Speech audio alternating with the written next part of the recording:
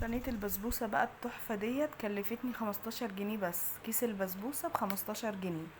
وكان عندي بقى السمنة واللبن والبيكنج باودر، يعني دفعت 15 جنيه كده، وكلت بقى ايه يومين ورا بعض كده، حلينا بالبسبوسة.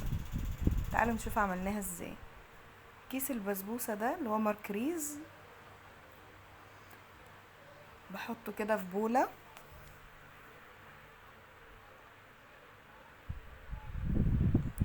وهحط عليه معلقة صغيرة من البيكنج باودر، ونص كوباية من اللبن، ونص كوباية من السمنة السايحة،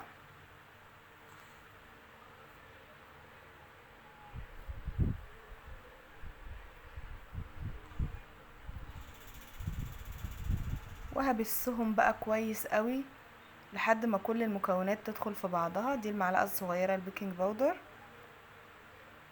هقعد بقى اقلبهم كده لحد ما كل المكونات تبقى كده ايه في بعضها.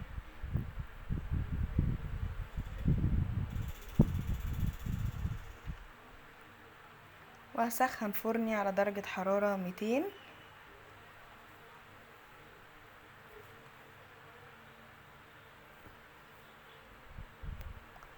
هقعد ابسها كده بالمعلقة، وهجيب صينية احط فيها معلقة سمنة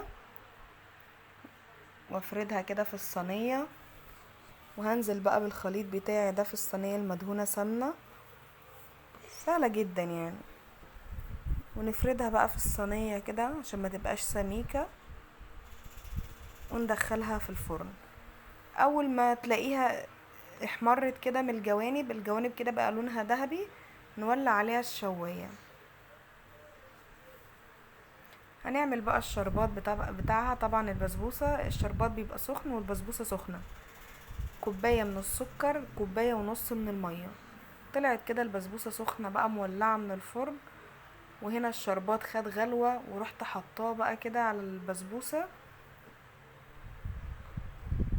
بصوا بقى جمالها تحفة.